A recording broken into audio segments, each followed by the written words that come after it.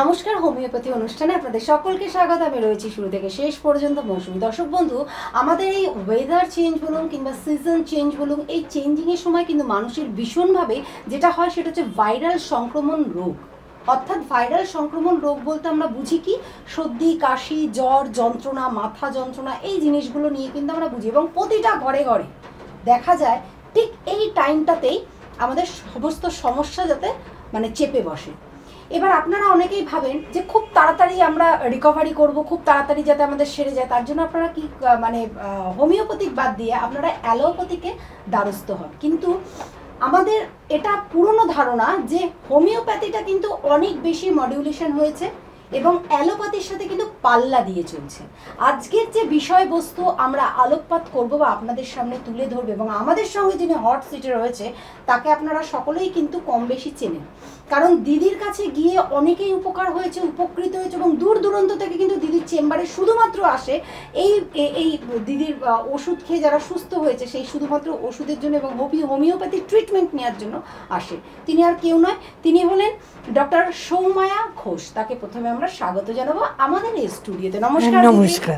অসংখ্য ধন্যবাদ। তোমার তো সময় একদম হয় না, কারণ তুমি ক্লায়েন্ট নিয়ে এত বেশি ব্যস্ত থাকো চেম্বারে, যেটা আমি পার্সোনালি জানি। সেই ক্ষেত্রে তোমাকে আজকে পাওয়া গেছে বিশাল ব্যাপার। এই যে আমাদের আজকালকার এই যে ভাইরাল সংক্রমণ, যে সর্দি কাশি রোগটা হচ্ছে, এটা নিয়ে তুমি তোমাদের এই যে নির্মূল, কারণ আজকের দিনে কিন্তু হোমিওপ্যাথি কিন্তু অ্যালোপ্যাথির সঙ্গে পাল্লা দিচ্ছে, ওই কনসেপ্টটা নেই যে ধীরে ধীরে ধীরে ধীরে চলবে। এবার সেটা নিয়ে তুমি কি একটু বলতে চাও আমাদের দর্শকদের কাছে? হ্যাঁ, নমস্কার। আমি যেটা বলতে চাই যে এখন প্রত্যেকটা ঘরেই সিজনাল চেঞ্জে কিছু না কিছু রোগ ব্যাধি হচ্ছে, যেটা কোভিডের টাইম থেকে, আমরা 2020-তে কোভিড ধরা পড়েছে খুব ম্যাক্সিমামভাবে, তারপর থেকেই প্রত্যেকটা মানুষ যেন তো খুব কম বেশি কমজোরি হয়ে গেছে, এবং প্রত্যেকটা মানুষেরই গা হাত পা ব্যথা এবং জ্বর, এবং জ্বরটা বিভিন্ন টাইপের। কিছু কিছু ওষুধ আমরা বাক্সবন্দি করে হোমিওপ্যাথিক রাখতেই পারি, কিন্তু ইনস্ট্যান্ট হোমিওপ্যাথিক কাজ দেয়। কিছু ক্ষেত্রে হোমিওপ্যাথিক কাজ দেয় না, সেটা একমাত্র স্কিন ডিজিজ, হোমিওপ্যাথিক কাজ দেয় স্কিন ডিজিজে, সেটা কিছুটা বাড়িয়ে তারপর কমায়। মানুষের আলোচনা করবো যেটা। এবং কিছু যেরকম ওষুধ আমি বলছি, বেলেডোনা এমন একটা ওষুধ যেটা ঘরে রাখাই যেতে পারে। যেসব মানুষের মধ্যে হঠাৎ করে প্রচণ্ড জ্বর এলো, তার সঙ্গে চোখ লাল হয়ে গেল এবং খুব মাথা যন্ত্রণা হলো, এগুলো হচ্ছে সিমটম। আর হোমিওপ্যাথিক কিন্তু সিমটম দেখে দেয়, যেটা আমরা অ্যালোপ্যাথিকে কারোর কিছু জ্বর হলো, সর্দি কাশি, ওই একটাই প্যারাসিটামল বা জিরোডল। হ্যাঁ, কিন্তু হোমিওপ্যাথিকের হাজার ওষুধ, এবং প্রত্যেকটা সিমটম দেখে তারপরে হোমিওপ্যাথিকে ওষুধ দেওয়া যায়। এবং কাউ ধরো হঠাৎ করে বৃষ্টিতে ভিজে, এখন তো যখন তখন বৃষ্টি আসছে, বর্ষার দিনে বৃষ্টি হয়, এবং কেউ ঘরে ঢুকলো এবং বৃষ্টিতে ভিজে, তখন তাকে রাস্টক্স দেওয়া উচিত। প্রচণ্ড গা হাত পা যন্ত্রণা এইটা শুরু হয়, এবং অ্যাকোনাইট ন্যাপও দেওয়া যায়। তাছাড়া এখনকার যে শিশুরা প্রায়ই জ্বরে ভোগে, কারণ আমরা কারণটা বুঝতেই পারি না শিশুরা কেন জ্বরে ভোগ। তার একটাই কারণ, অনেক শিশুদের আমি দেখতে পাচ্ছি যে 50% শিশুদের কৃমি। কিছুদিন আগে চেম্বারে একজন এসেছিল, তার একদিন অন্তর অন্তরেই জ্বর আসে। তো জ্বরটা কেন আসে এটা তো আমরা বুঝতেই পারছি না, নানান রকম। তারপর টেস্ট করে দেখা গেল তার কৃমি ধরা পড়েছে। কৃমি থেকেও কি জ্বর আসে? হ্যাঁ, কৃমি থেকেও জ্বর আসে। কৃমিটা ছোট কৃমি, বড় কৃমি, ম্যাডাল, এরকম অনেক কৃমি থাকে, এবং কৃমি থেকেও জ্বর আসে। এদেরকে সিনা বলে একটা ওষুধ আছে, এটা দিলে খুবই উপকার পাওয়া যায়।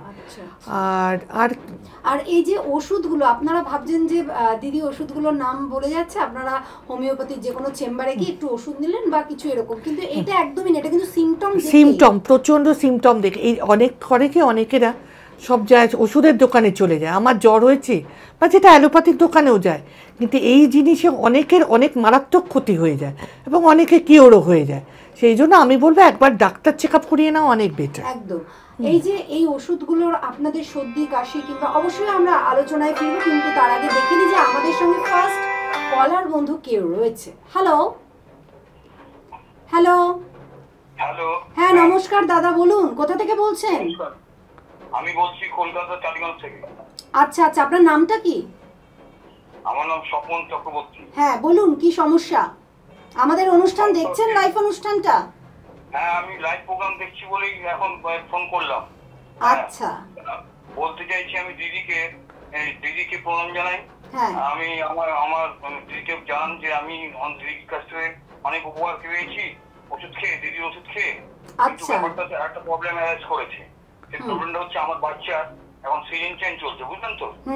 প্রায় সর্দি কাশিতে ভুগছে।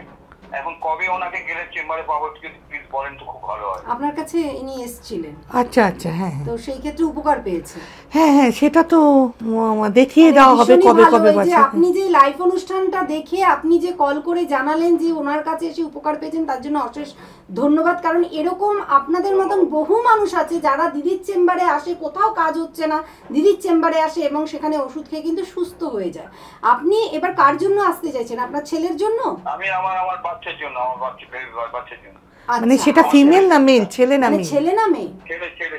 আচ্ছা আচ্ছা আচ্ছা, চলে আসুন আপনি আমাদের এই লাইভ অনুষ্ঠানে। দেখুন ফোন নাম্বার যাচ্ছে এবং লাইভ অনুষ্ঠানের পরে আপনি ফোনে যোগাযোগ করুন। আপনি জেনে নিতে পারবেন যে কবে দিদিকে আপনি পেয়ে যাচ্ছেন। আপনি কি দমদমে আসতে চাইছেন নাকি কোথায় আসতে চাইছেন? দিদির দমদম চেম্বার যদি যাই। আচ্ছা, দমদমে আপনার সুবিধা হবে, ঠিক আছে। আপনি এক কাজ করুন দাদা, আপনি ফোন নাম্বার করে ফোনে জেনে নিন যে দিদিকে আপনি কবে পাবেন, ঠিক আছে? আমাদের সঙ্গে থাকুন, আমাদের অনুষ্ঠানে থাকুন আপনি। থ্যাংক ইউ দিদি। অবশ্যই আলোচনায় ফিরবো, কিন্তু তার আগে বলে দিই যে দিদির চেম্বার কোথায় কোথায় রয়েছে, আপনারা দিদিকে কোথায় পেয়ে যাবেন, আর অবশ্যই ফোন নাম্বারটা বলবো। দিদিকে আপনারা পেয়ে যাচ্ছেন দমদম, মেচেদা, রাসবিহারী, বর্ধমান, বহরমপুর এবং অন্যান্য জায়গায় আপনারা পেয়ে যাচ্ছেন। তার জন্য আপনাদের কি করতে হবে? একটা ছোট্ট কল করতে হবে। কলে আপনারা জেনে নেবেন যে কবে আপনারা দিদিকে কোথায় পেয়ে যাচ্ছেন। Phone number 8910497206। আর একবার বলে দিচ্ছি 8910497206। এই নাম্বারে ফোন করুন, করে চলে আসুন। হ্যাঁ দিদি, আলোচনা যেটা হচ্ছে যে এই যে সর্দি কাশি কিংবা এই যে অনেক সময় দেখা যায় কি যে বাচ্চাদের গলা ব্যথা হচ্ছে, তীব্র জ্বর হচ্ছে, এই যে এইগুলো একটা, এটা হচ্ছে ভাইরাল ইনফেকশন বলে, যেটা হচ্ছে একটা ছড়ানো, কার হলে আর একটা আরেকজনের হবে। এটা এই সিজনটায় হচ্ছে, শুধু এগুলো তো সিজনে হয়, তাছাড়াও তো দেখা যায়। কিন্তু এইটা আপনি হোমিওপ্যাথিতে কিভাবে নির্মূল কি করা যায় একদম? হ্যাঁ হ্যাঁ, এখন তো বললাম পাল্লা দিয়ে হোমিওপ্যাথিকে কিছু মেডিসিন বেরিয়েছে যেটা মানে একদম সেটাকেই কিওর করে, অন্যান্য অঙ্গ ক্ষতি করে না। এবং আমরা যেটা এলোপ্যাথিকে দেখছি যে সেটাকে কিওর করে, এরকম যেমন সুগার, ক্রনিক ডিজিজ, সুগারে তো এলোপ্যাথিক নিতেই হবে, কিন্তু তাতে কি অন্যান্য অঙ্গগুলোকেও এফেক্ট করে দিচ্ছে। হ্যাঁ, যেটা হোমিওপ্যাথিকে একদম করে না। তাই জন্য প্রত্যেকেই চেম্বারে আসতে হবে। হোমিওপ্যাথিক এমন একটা যে প্রত্যেকটা সিমটম জেনে তার কবে থেকে হচ্ছে, কি ব্যাপার, রোজ হচ্ছে কিনা জ্বর, সেইগুলো সমস্ত কিছু টেস্ট করিয়ে তারপরে আমি একটা ওষুধের মানে করি এটা। হ্যাঁ, এবং এটা 15 থেকে 20 দিন নিতে হয়, আস্তে আস্তে এটা কিওর হয়ে যায়। আর এই যে এই এখন তো সর্দি কাশিতে মানে মানুষ বলছে যে স্নান করতে পারা যায় বা ভাত খেতে পারা যায়, এগুলো কি হোমিওপ্যাথিতে তো কি মানে অ্যালোপ্যাথিটা যেটা বলে যে এখন আর কোনো ব্যাপার না, ডক্টররা বলে? হ্যাঁ, আমিও সেটা বলবো যে কিছু ব্যাপার না, কিন্তু হালকা খাবার, পাতলা মাছের ঝোল, পটল দিয়ে, মানে এইরকম হালকা খাবার খাওয়াই যেতে পারে, সবজি দিয়ে। এবং যদি তুমুল জ্বর হয়, না টকটা খাওয়া যায় না, টকটা এখন সবই চলে, কিন্তু একমাত্র তেঁতুলটা চলে না। এমনি কি পাতিলেবুর রসও চলে, যেটা পেঁয়াজ রসুনটা একটু না করে, আর একটু হিংটা আমরা না করি, কিন্তু তাছাড়া সবই চলে মোটামুটি। এখন সেই যুগে পড়ে নেই অবশ্যই। আর আমাদের এই যে এই অনুষ্ঠানে অনেক কিছু জানার বিষয় রয়েছে, কারণ এই যে অ্যালোপ্যাথিক আপনারা সবসময়ের জন্য মানে চট করে সর্দিটা যাতে হয়ে যায়, বাড়িতে এসে গা গরম গরম লাগছে, চট করে আমরা একটা ওষুধ, যে কোনো একটা মেডিসিন নিয়ে নিই, রাজটক্সি নিয়ে নিলাম বা ব্রায়োনিয়া নিয়ে নিই, কিন্তু কোন রোগের কোন ওষুধ চলবে সেটা তো আমরা জানি না। সেইগুলো সিমটম দেখেই আমরা ঠিক করি। হ্যাঁ, এবার অনেকেই আছে এবং অনেকে কাকতালীয় ভাবে শরীর ঠিকও হয়ে যায়, তখন ভাবলো যে এই ওষুধ, এই মেডিসিনটাই আমার স্যুট করেছে। এটাই এখন 80% মানুষ ভুল করে। হ্যাঁ, যদি একবার দেখিয়ে নেয় তখন আর এই ভুলটা যাবে না, কারণ পুরো সিমটম তার জানা হবে এবং প্রত্যেকটা রোগের লক্ষণ জানা হবে, প্রত্যেকটা ডিটেলসে জেনে আমি তারপরে তাকে একটা সাজেস্ট করবো। একদম, কারণ কি উল্টোপাল্টা ওষুধ খাওয়ার ফলে কিন্তু আপনি আরো কিছু রোগ আপনার শরীরে বয়ে নিয়ে আসছেন। এবার আপনারা বলবেন যে কি বয়ে নিয়ে আসছি, আপনার মনে হচ্ছে আপনার মাথা ব্যথা হচ্ছে কিংবা আপনার গা গরম লাগছে, কিন্তু আদৌ কি থেকে কি হচ্ছে সেটা তো আমরা জানি না। যেমন চোখ লাল হলে বা সঙ্গে সঙ্গে ভীষণ মাথা যন্ত্রণা, সবাই জেনে গেছে বেলেডোনা খাব, কিন্তু বেলেডোনা কি আদৌ তার পক্ষে মানে প্রযোজ্য কিনা সেটা আমাকে দেখতে হবে। সত্যি হ্যাঁ, ডোজটাও দেখতে হবে। ডোজটাও অনেকে খেয়াল করে না। যেমন বাচ্চাদের আমি বলি যে খুব কম ডোজ, মানে 3x 6x 6x 12x, এগুলো বায়োকেমিকের উপর অনেকটা ডিপেন্ড করে। হ্যাঁ, যেমন ধরো গা বমি বমি যদি ব্যাপারটা থাকে জ্বরের সাথে, তাহলে কিন্তু এইসব ওষুধ চলবে না, তখন একটা অন্য ওষুধ আছে নাক্সমম। হ্যাঁ, সেই ব্যাপারটা। কিন্তু এরা মানে এখন নিজেরাই তো অনেকেই ডাক্তার হয়ে গেছে, যার জন্যই প্রবলেমটা হচ্ছে। এটাই হচ্ছে বেশি সমস্যা, যে নিজেরা যদি ডাক্তার হতো তাহলে ডাক্তারি পড়ার তো কোনো দরকারই হতো না। সবাই বই কিনে, হোমিওপ্যাথির অনেকেই দেখি যে হোমিওপ্যাথি বাড়িতে বই থাকে, অথচ সে কিন্তু ডক্টর না। না, হোমিওপ্যাথিকও না, এলোপ্যাথিকও আমি দেখছি এখন, যে সমস্ত গিয়ে মানে ইয়েতে ডিসপেন্সারিতে জিজ্ঞেস করে এই হ্যাঁ ইয়ে করে না, যার ফলে কি রোগের প্রকোপটাও বেড়ে যাচ্ছে না। একদম তাই, মানে না দেখিয়ে কিংবা না জেনে আপনারা দোকানে গিয়ে যে কোনো মেডিসিন খেলে তার একটা হয়তো দেখা গেল এফেক্ট হতেই পারে। হ্যাঁ, একদম। সেটা হোমিওপ্যাথিও হতে পারে কিংবা অ্যালোপ্যাথিও হতে পারে, সেটা যে কোনো কিছুই হতে পারে। কিন্তু আমার সবসময় একটা কথা মাথায় রাখবেন, যে আপনি কিসের জন্য ওষুধ খাচ্ছেন। হয়তো দেখা গেল আপনার গলা ব্যথা কিংবা মাথা ব্যথা কিংবা নাক বন্ধ কিংবা হাঁচি আসছে কিংবা নাক থেকে জল পড়ছে, আমরা হট করে ভেবে নিই ওই বৃষ্টিতে আমরা ভিজেছি, হ্যাঁ হ্যাঁ, বৃষ্টিতে ঠান্ডা লেগেছে, সেই কারণে আমাদের নাক থেকে জল পড়ছে। কিন্তু সেটা তো নাও হতে পারে, অনেক সময় মিলে যায়, যে অনেক সময় মিলে যায়। হ্যাঁ, সেই জন্য এইসব ওষুধগুলো বাড়িতে রাখাই যায়, আমি বলবো না যে রাখতে, কিন্তু ডোজটা সম্বন্ধে জানতে হবে কতটা খাওয়া উচিত, এবং তার এজ অনুযায়ী সে পারে। হ্যাঁ, এজেও একটা বিরাট ম্যাটার করে।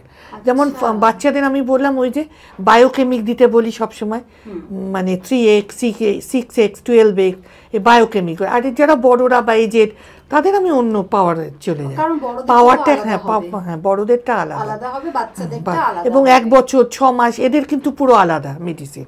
মানে এই মেডিসিনই সেটা খুব কম ডোজে দিতে হবে, বারে বারে 1-2 ঘন্টা অন্তর খাওয়াতে হবে, অনেক রকম ব্যাপার থাকে সেই আন্দাজে। আচ্ছা, আরেকটা প্রশ্ন, সেটা হচ্ছে যে অনেক ছোট বাচ্চাদের অ্যালোপ্যাথি ওষুধটা কি খাওয়ানোটা ঠিক? মানে হট করে ধুম করে, ওটা তো খুব পাওয়ারের ওষুধ, ওখানে তো আর আমি তো বলবো সবসময়, যেহেতু আমি হোমিওপ্যাথিক ডক্টর, আমি তো চাইবো সবসময় হোমিওপ্যাথিকই বলতে। কিন্তু বাচ্চাদের অনেক সময় খুব সিরিয়াস অসুখও হয়, যেমন 3-4 মাস, তখন হয়তো অনেক সময় অ্যালোপ্যাথিক নিতেও হয়। কিন্তু মানে আমি বেশিরভাগ ক্ষেত্রেই মানে লক্ষ্য করেছি বাচ্চারা কিন্তু সবসময় হোমিওপ্যাথিকই, ওর বাবা মা বা পেরেন্টস হোমিওপ্যাথিকই রেফার করে। সেটাই আমি দেখি, আমিও দেখেছি সবসময় হোমিওপ্যাথিটাই রেফারেন্স করে, কারণ হচ্ছে অ্যালোপ্যাথির যে ডোজটা অনেক বাচ্চারা করে কি নিতে পারে না শরীর। হ্যাঁ, একদম একদম। হয়তো খুব একদম নিউ বেবি, একদম ছোট্ট একটা বাচ্চা, সে কি করে কিভাবে নেবে, তখন প্রথম থেকেই দেখাচ্ছে যে হোমিওপ্যাথিটা ট্রিটমেন্ট করছে কিংবা কিছু করছে। আর এই হোমিওপ্যাথি আপনারা যেটা ভাবছেন যে অনেককার দিনের আগে যে টুকটুক, আমি অনেকের মুখে শুনেছি ধীর গতিতে হোমিওপ্যাথি চলে, আর অ্যালোপ্যাথি হচ্ছে খুব তাড়াতাড়ি চলেন। কিন্তু একটা কথা মনে রাখবেন, যেটা খুব তাড়াতাড়ি, এলোপ্যাথিকে তো সব ধামাচাপা দিয়ে, তখন তো কি মানে জিনিসটা কিওর করছে না, কিন্তু হোমিওপ্যাথিকে তো কিওর করছে। এবং সেই জন্যই বলছো হোমিওপ্যাথিক বাচ্চারা কিন্তু প্রেফার করে। আমি তাদের বাবা মা বা পেরেন্টসদের, বড়রাও এখন খুব হোমিওপ্যাথি প্রেফার করে, কারণ তারা নিতে চায় না। কারণ অনেকের হয়তো অনেক কিছু রোগ ব্যাধি রয়েছে বা অসুস্থ রয়েছে, কিংবা সুগার, একটু আগে যেটা নিয়ে আলোচনা করছিলে, এই সবগুলোতে ওষুধ খেতে খেতে তারা কি হয়, এইমাত্র মানে দিদি একটা খুব সুন্দর কথা বলে যে ধামাচাপা দিয়ে যায়, এরকম। সেটা কিন্তু নির্মূল বা কিওর কিন্তু করে না, কিওরের জায়গাটা কিন্তু নেই, সেটা হচ্ছে ধামাচাপা দেয়। এবার ধামাচাপা দেওয়ার ফলে হচ্ছে কি, কিছুদিন বাদে সেইটা কিন্তু আবার রিটার্ন করলো, সেটা কিন্তু আবার কিন্তু দেখা গেল আপনাদের শরীরে দেখা যাচ্ছে বা বোঝা যাচ্ছে। হ্যাঁ, হোমিওপ্যাথিক হয়তো একটু সময় সাপেক্ষ, সময় তো আগেকার দিনে মানে কিছু বছর আগেও যেটা ছিল অনেক দিন, এখন সেটা না করলেও চলে, 1-2 মাস করলেও অনেকটা কিউরেবল হয়ে যায়। আমি তো তাই দেখি। ওষুধে দিদি মানে কতদিন তোমাদের এই ট্রিটমেন্ট প্রসেসিংটা চলে? মানে দেখো, সর্দি কাশি জ্বর আমরা মোটামুটি 7 দিন রেখেই এগোই, মানে হ্যাঁ 7 দিন থেকে 15 দিন ম্যাক্সিমাম, তার বেশি টানি না। হ্যাঁ, আর যেগুলো ক্রনিক ডিজিজ সেগুলো 6 মাস 1 বছর 2 বছরও লেগে যেতে পারে। সুগার তো সারা জীবনই খেতে হয় মেডিসিন, আর এটাতে আমার মনে হয় এলোপ্যাথিকই দরকার। হ্যাঁ, সুগারটা এমন একটা যদি প্রথমেই ধরা পড়লো, তখন হয়তো আমরা সাজেস্ট করব হোমিওপ্যাথিক, এবং তার সঙ্গে লাইফস্টাইলটাও বদলাতে হবে। লাইফস্টাইলটা মানে ধরো প্রত্যেক দিন এক্সারসাইজ করতে হবে, প্রতিদিন 20 থেকে 25 মিনিট তাকে হাঁটতে হবে, আর খাবারটা প্রচুর ফ্যাট জিনিস খাবার কমাতে হবে, বিশেষ করে সুগার, মানে যেটা আমরা চিনি বলি, চিনিটা না খেলেই নয়, মিষ্টি না খেলেই নয়। তারপরে সব রকম ফল আছে, ফলের মধ্যে আমি বলবো হ্যাঁ সিজনাল ফল খাওয়াই যেতে পারে, তবে আমি আম আর কাঁঠাল এই দুটোকে পুরোপুরি বারণ করব। একবার দুবার খেলেও হয়তো ঠিক আছে, কেন আমটা অনেকেই লোভ সামলাতে পারে না, কিন্তু আম থেকে প্রচণ্ড সুগার বাড়ে, হ্যাঁ যেহেতু মিষ্টি বেশি, প্রচুর। হ্যাঁ তাছাড়া এমনি যেগুলো শসা, পেয়ারা, এই তারপরে নাশপাতি, এগুলো আপেল, এগুলো খাওয়াই যেতে পারে, এগুলো ডাইজেস্টিভও ভালো হয় এবং সুগারকেও ঠিক রাখে মোটামুটি। হ্যাঁ হ্যাঁ। আর ইনসুলিনের তো ব্যাপারটা থাকে না, ইনসুলিন যেটা সেটা তো ব্যাপারটা থাকে না। ইনসুলিনের জন্যই তো মেডিসিনটা নিতে হয়। ইনসুলিনটা যখনই কমে যায়, একটা মানুষের মেটাবলিজম ঠিকমতো কাজ করে না, তখনই কিন্তু একটা সুগারের প্রবলেম হয়।